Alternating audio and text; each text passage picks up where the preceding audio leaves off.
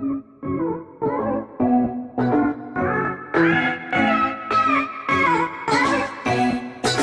everyone, welcome back to the physics class. We are doing the ray optics. In ray optics, we discussed what is Young's double experiment, what is interference of light in the previous lecture.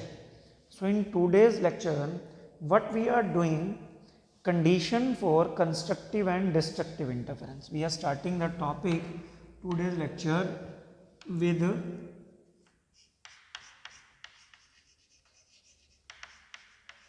condition for constructive and destructive interference. So first of all, we are discussing only condition for constructive interference.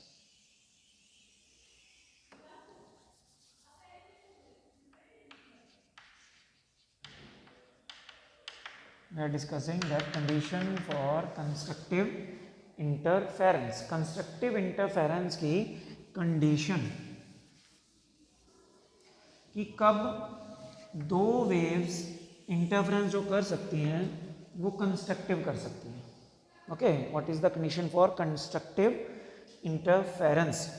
Constructive interference होता कब है? When amplitude and hence intensity of resultant wave is maximum. When amplitude two waves are superimposing on each other, crust on crust आए, trough on trough आए, तो amplitude maximum होगा. amplitude maximum होगा तो intensity amplitude के square की direct equation होती है. इट मीन्स इंटेंसिटी भी मैक्सिमम होगी. It means for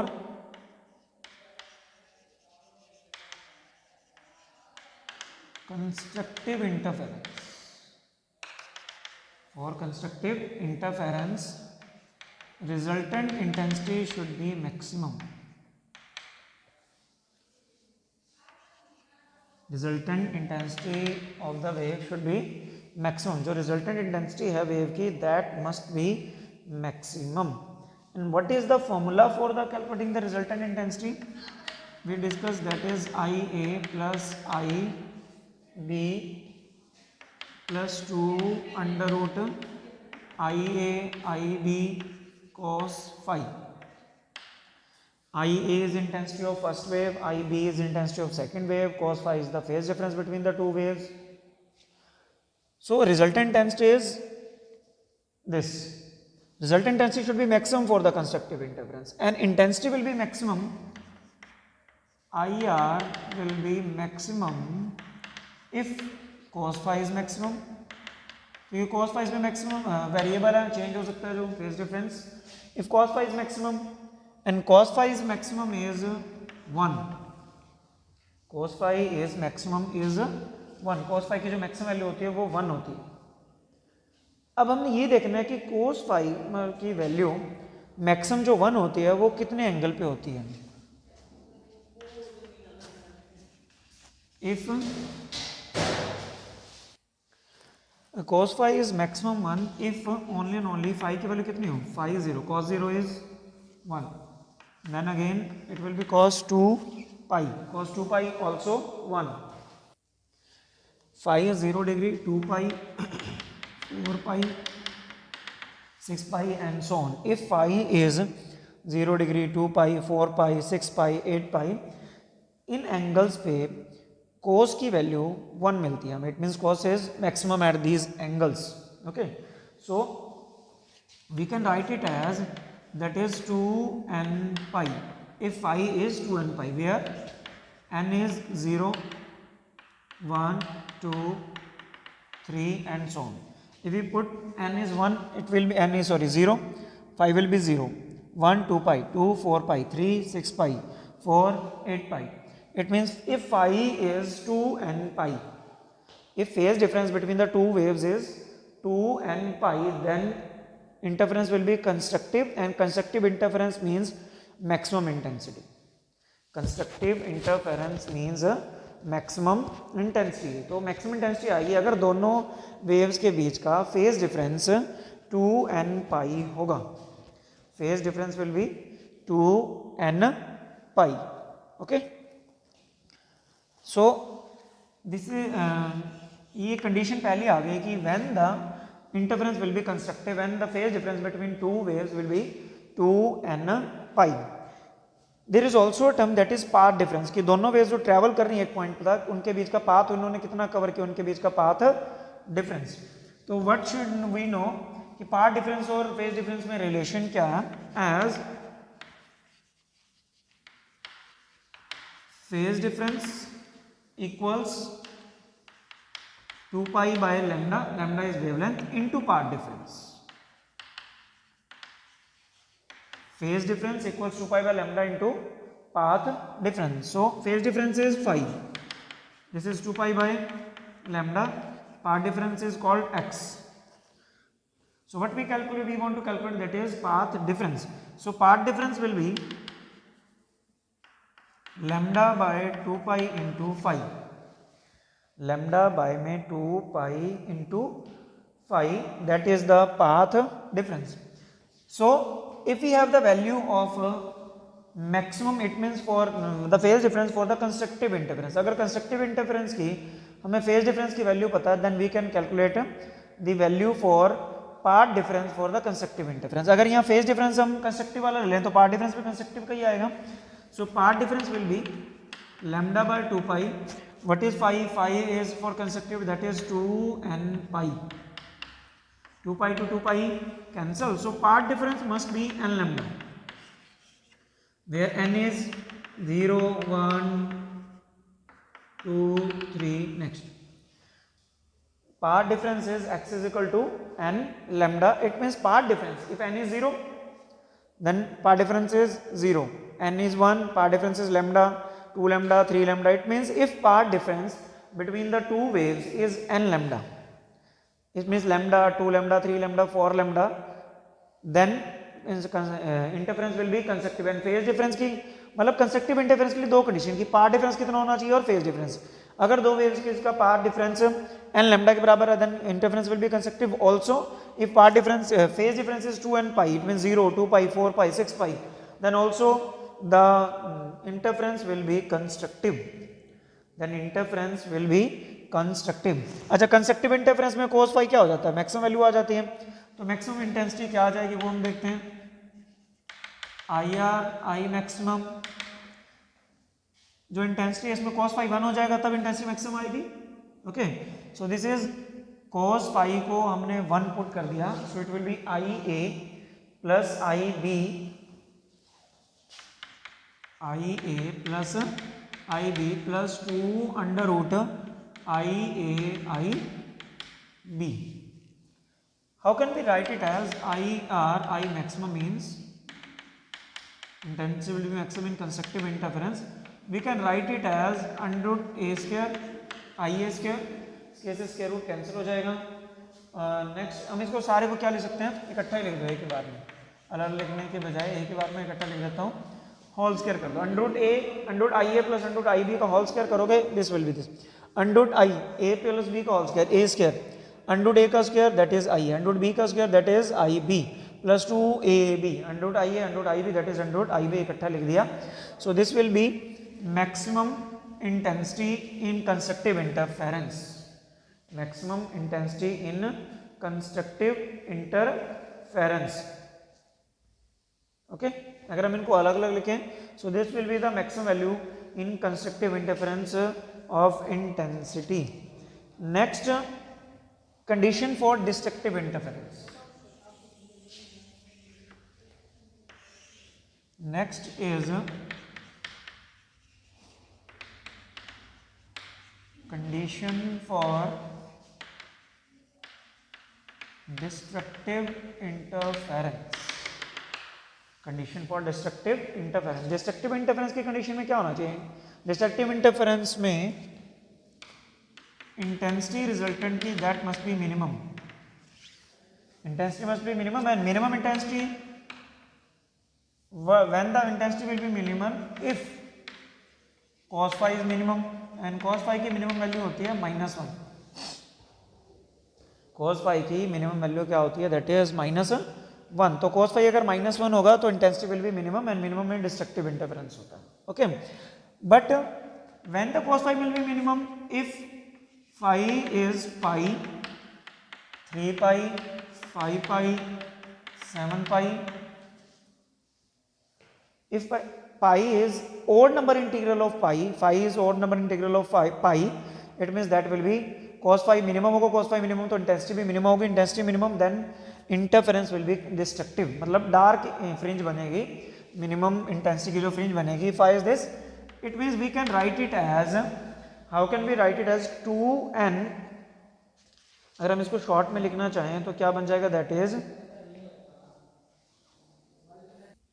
phi is 2n minus 1 pi by 2, where n is from 1 to, constructive में n जीरो था, n जीरो का मतलब स्क्रीन का सेंटर तो मैक्सिमम बन चुका, वहाँ कंस्ट्रक्टिव इंटरफेरेंस आ गया, जिसका मतलब वहाँ डिस्ट्रक्टिव बन नहीं सकता। पहली डिस्ट्रक्टिव मतलब डार्क फ्रिंज कहाँ बनेगी, तो हम उसके phi is 2n minus 1 pi by 2, n 1 put करो 2 into 2 minus 1 1 pi by 2, 2 put करोगे 3 pi by 2, 3 पुट करोगे 6 pi by 2 मतलब 5 pi by 2, तो इट मीन्स जहाँ जहाँ फेज डिफरेंस आपके पास ये आता जाएगा that will be the value, pi by 2 नहीं आएगा ये एज इट इज, बस पाई आएगा ये 2n minus 1, n 1 रख दो, पाई 2 रखोगे 3 पाई 5 पाई 7 पाई, इन फेज डिफरेंसेस पे destructive interference will be there, it means the dark fringe will be there, dark fringe will be there. अब हम निकालते हैं phase path difference, as path difference हमने क्या पढ़ा, x is equal two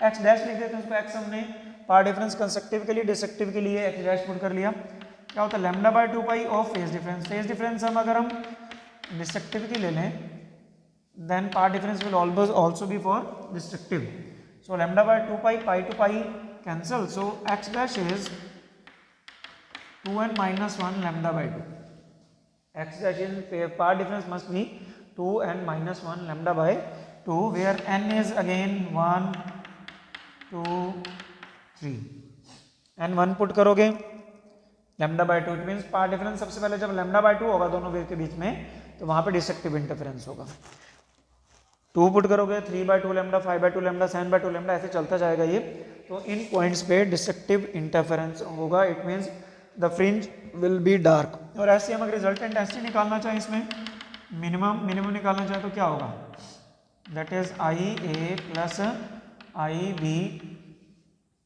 plus 2 under root I A B cos phi is minus 1 will be this will be maximum minimum intensity, so what it will be, that is under root I A minus under root I B का whole square, under root I A plus minus under root I B का whole square, this will be minimum intensity in destructive interference. Constructive interference में intensity maximum होती है, destructive interference में intensity minimum होती है।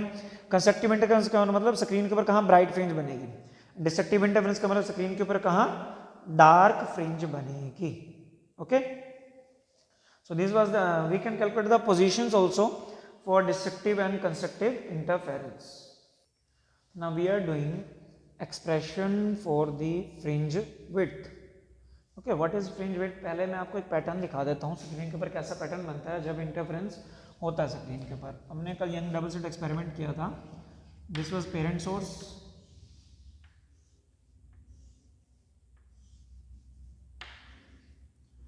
This is slit S1, this is slit S2, okay,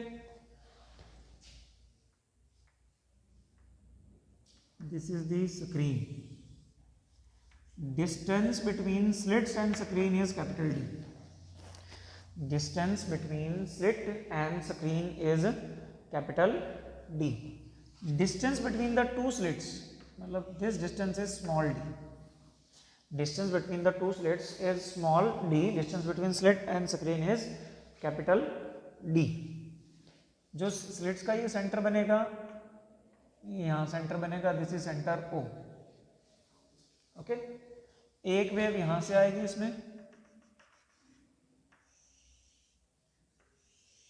एक wave यहां से आएगी, सेंटर पे जो वेव्स दोनों मिलेंगी उनमें फेज डिफरेंस कितना होता है, 0, phase difference 0, it means constructive interference bright fringe बनती है, स्क्रीन पे ये ब्राइट फ्रिंज बनती है, this is bright, central bright बोलते हैं इसको, ओके, सी बी लिख देता हूँ मैं, सेंट्रल ब्राइट, इसका मतलब स्क्रीन का जो सेंटर है वहाँ सेंट्रल ब्राइट फ्रिंज बनती है।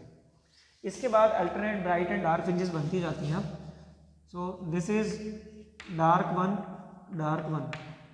Again bright one, again bright one, इसके बाद dark two, again dark two, okay. तो ये स्क्रीन के ऊपर आपको ये मिलता जाएगा कि alternate bright and dark fringes बनेगी। Bright means maximum intensity and dark means minimum intensity.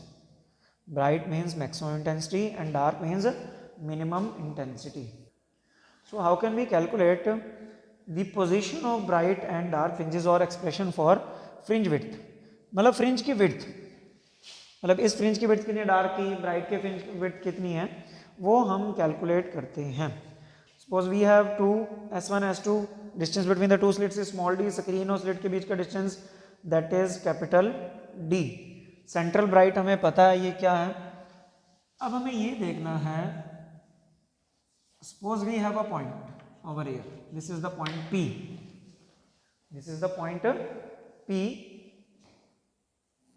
now this is a point P, suppose one wave from S1, another wave from S2 meets at point P, the distance of point P from the central bright fringe is y, distance of point P from the central bright fringe is y, okay।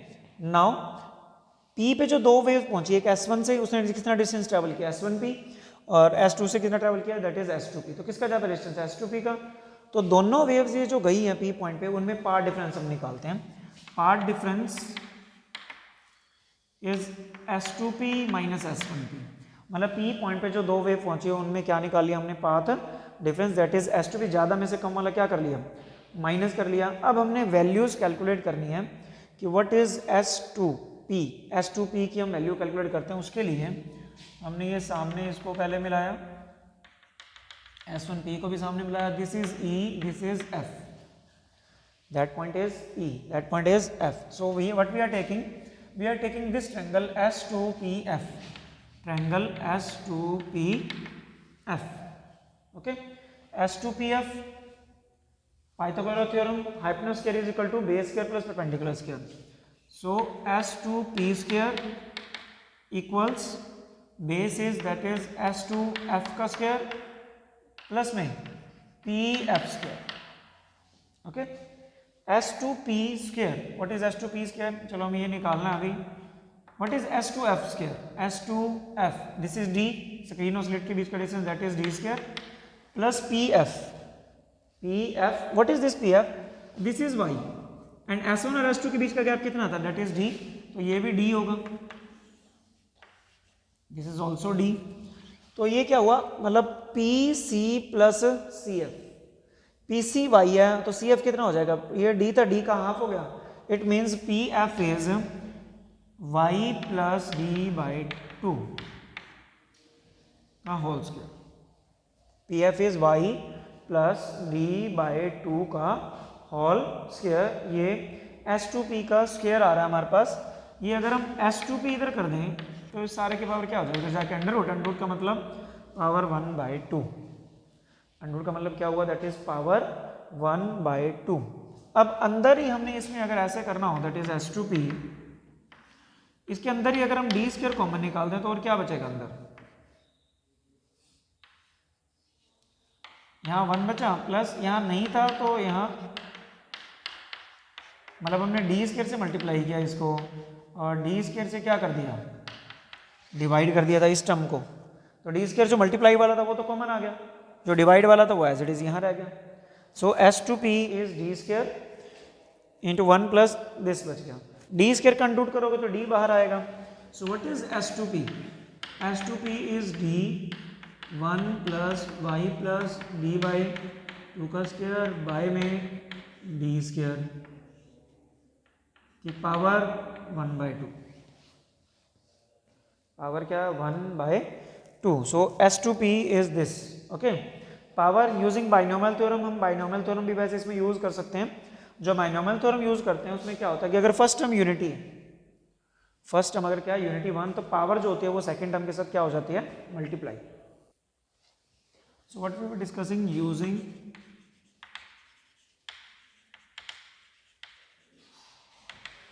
Binomial theorem, using binomial theorem. Binomial theorem use करते हैं, जो power होती है वो second term के साथ multiply कर दिया करो। सो S2P D power second term के साथ मल्टीप्लाई, पावर इज 1/2, 1/2 अंदर की तरफ आएगा, सो इट विल बी 1/2, नीचे d के साथ चला गया 2 जो था, सो अपर में क्या बचा, that is y plus d/2, y plus d/2 का स्क्वायर। पावर सेकंड टर्म के साथ मल्टीप्लाई होगी, जो अगर बाइनोमियल थ्योरम यूज करते हो तो पावर सेकंड टर्म के साथ मल्टीप्लाई, अगर फर्स्ट टर्म यूनिटी है तो ऐसा होता है। Okay, so this is the value of S2P, this is the value of S2P। Okay, नीचे 2d स्क्वायर है। अगर हम इसको मल्टीप्लाई अंदर करें, सो what will be this, multiply अगर अंदर कर दें 1 के साथ करेंगे तो d, और यहाँ करेंगे y प्लस d/2 का होल स्क्वायर, d के साथ मल्टीप्लाएंगे तो एक d से d cancel, so this will be by 2d। This is the value of S2P। Now what we have to calculate, that is S1P। S1P, look at this triangle, right angle triangle ये ले लो, S1PE, right angle triangle is triangle S1PE। Binomial, तो इसमें sorry Pythagoras theorem, S1P का whole square, मतलब Pythagoras theorem में hypotenuse square is equal to base square S1E का square plus PE का square, S1E square plus PE square. So putting the again values over this, this is S1P square, S1E is again D square. So what will be this PE? P is, this is total y, total y में से ये minus करेंगे, so it will be y minus d/2, y minus d/2 का whole square. Okay, so this is S1P square, उधर under root y minus d/2 और सारे के power -1/2, सारे की पावर क्या बनी, दैट इज -1/2, इधर स्क्वायर था उधर जाके अंडर रूट हो गया। ओके, अगेन इसमें वैसे भी किया हमने, डी स्क्वायर पे कॉमन निकाल के डी बाहर आ गया, सो 1 प्लस वाई माइनस d/2 का होल स्क्वायर, बाय में डी स्क्वायर सारे के power 1/2, using again binomial theorem, using binomial theorem. Binomial theorem क्या कहते हैं, पावर यूनिटी हो, फर्स्ट टर्म यूनिटी हो तो पावर सेकंड टर्म के साथ multiply d 1 plus y minus d/2 whole square by में 2d स्क्वायर, अंदर फिर से मल्टीप्लाई अगर हम इसको करें तो d plus y minus d/2 का होल स्क्वायर बाय में d करोगे तो दैट इज 2d। इसमें प्लस था यहाँ ऊपर और यहाँ पर क्या माइनस, तो दोनों वैल्यूज हमारे पास आ गई, values of S2P and values of S1P। तो हमने पार्ट डिफरेंस स्टार्टिंग में निकाला था, part difference is S2P minus S1P। सो अगर putting this values, part difference is S2P की वैल्यू पुट करोगे, S2P माइनस S1P, कॉमन इनमें क्या आ जाएगा, D common as it is लिख देते चलो, S2P is D plus y plus d/2 का होल स्क्वायर बाय में 2d minus d minus y minus d/2 का होल स्क्वायर बाय में 2d। ओके, तो d से d cancel, so path difference is, इन दोनों में कॉमन क्या आएगा, 1/2d तो कॉमन आ गया, स्क्वायर ओपन कर दो, a प्लस बी का whole square, a square plus b square plus 2ab करोगे तो yd बचेगा, 2y इंटू d/2, 2 से 2 कैंसिल, सो अगेन बाहर माइनस से साइन चेंज हो जाएंगे, Y square minus D square by 4 और प्लस में वाई डी, तो वाई स्क्वायर से Y square D square by 4 से D square by 4 cancel, so path difference is 1/2d into what is into that 2yd बचाइए, 2 से 2 again cancel, Y D by D, so path difference हमारे पास आ गया Y D by में d, where small d is distance between the slits and capital D is distance between slits and screen। अगर आपको अब स्क्रीन पे bright fringe चाहिए, for bright fringe, bright fringe के लिए, what is for bright fringe, bright fringe की condition क्या आती है, the path difference must be equal to n lambda, Path difference must be equal to n lambda. And what is the path difference? This is the path difference. So path difference must be equal to n lambda. Path difference must be equal to n lambda. So path difference is this. That is y d upon d equals n lambda. Y d upon d equals n lambda. So what we want to calculate? We want to calculate the value of y. Y is the distance of the point from the central bright fringe. So what will be the value of y? We can calculate from here. Y equals n lambda d upon d. Y is n lambda d upon d. So what is n? Number of the bright fringe. कि कौन सी number of bright fringe बन रही है? What is small capital D? Distance between the slits and screen. And what is small d? This is the distance between the two slits. दो slits के बीच का जो distance, that is small d. So if we want to take as the central bright fringe, कि central bright fringe कहाँ बनेगी?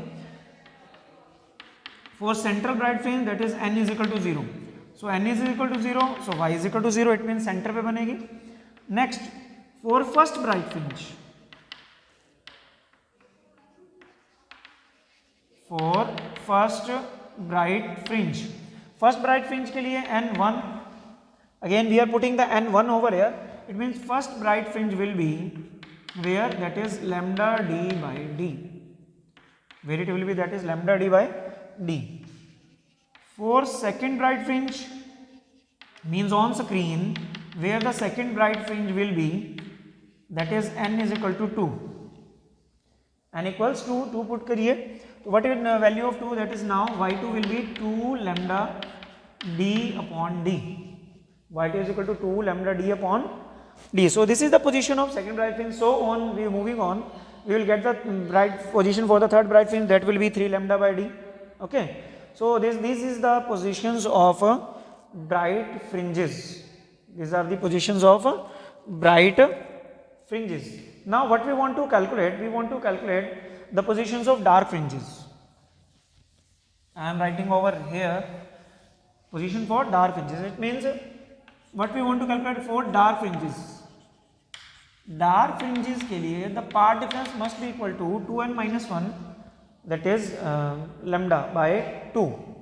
For dark fringe, path difference must be equal to 2n minus 1 lambda by 2. 2n minus 1 lambda by 2. So what is the path difference? Path difference was this. What was the path difference? Path difference is y d by d. So path difference y d by d equals 2n minus 1 lambda by 2. 2n minus 1 lambda by 2. So what will be y? Y is 2n minus 1 lambda d by 2d. Okay. Now dark centre पे तो bright बन चुकी है, centre bright ही बनेगी, centre वाली जगह पे dark बन नहीं सकती है, एक जगह पे ब्राइट बनेगी, डार्क बनेगी, सेंटर पे ब्राइट बन चुकी है. So there will be no dark fringe. So अब डार्क फ्रिंज अगर आपने देखनी है for first dark fringe, for first dark fringe n is equal to 1. So putting n1, we are taking it as y dash. Okay. So y dash 1. Y dash 1 is putting n1. What it will be? That is 1 by 2 lambda d by d. For second dark fringe, n equals 2. So putting 2, that will be 2 to the 4 minus 1, that is 3 by 2 lambda d by d. Again moving on for third dark fringe, that is 3 by 5 by 2 lambda d by d. Means this is the positions of screen where path difference will be equal to 1 by 2 lambda d by d. Okay, look at here. Screen के centre पे bright fringe बन रही है. पहली bright कहाँ बनेगी इसके बाद? That is lambda D by D. तो फर्स्ट ब्राइट मान लो स्क्रीन ये सेंटर ब्राइट, यहाँ first bright. So now first dark will be 1 by 2 lambda D by D. तो डार्क कहाँ बनेगी? 0 और लैम्डा डी बाई डी के बीच में बन रही है. इसका मतलब सेंटर ब्राइट और फर्स्ट ब्राइट के बीच में फर्स्ट डार्क बन जाएगी. सेंटर ब्राइट और फर्स्ट ब्राइट के बीच में क्या बन जाएगी? First dark. So this is the positions of bright and dark fringes. Positions of bright and dark fringes. Now what we want to calculate? We want to calculate the fringe width. So I am using space on this side now. Okay. What we want to calculate? If we want to calculate fringe width for dark fringe. It mean screen पे जो dark fringe बन रही है, we want to calculate the width of that dark fringe. The width of dark fringe will be the distance between two bright fringes, two alternate bright fringes on either side. The distance between the fringe for the width for the dark will be distance between two bright fringes. अगर एक room की अपने width निकालने तो इसका मतलब क्या है, दोनों दीवारों के बीच का डिस्टेंस ना. तो स्क्रीन पे क्या बन रही है, सेंटर पे ब्राइट बन रही है.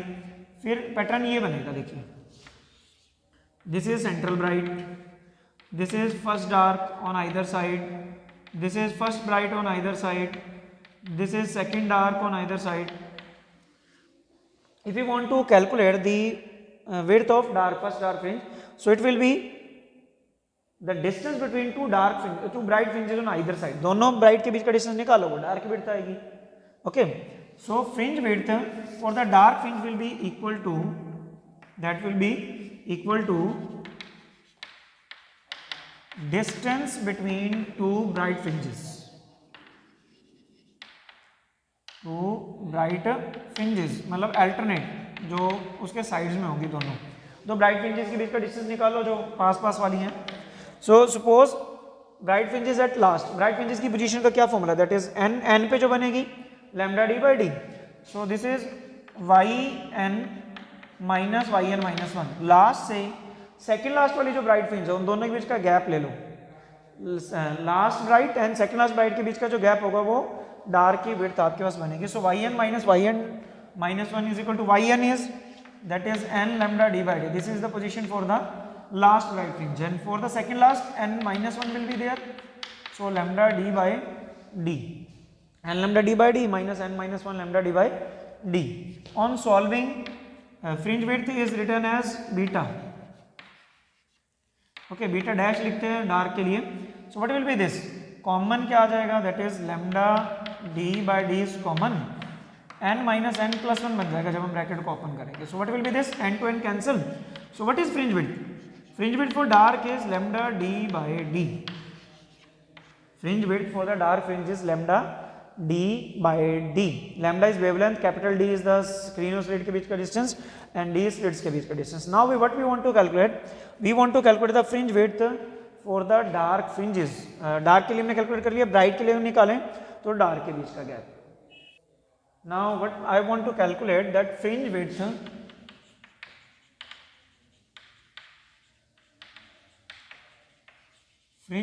for bright fringes.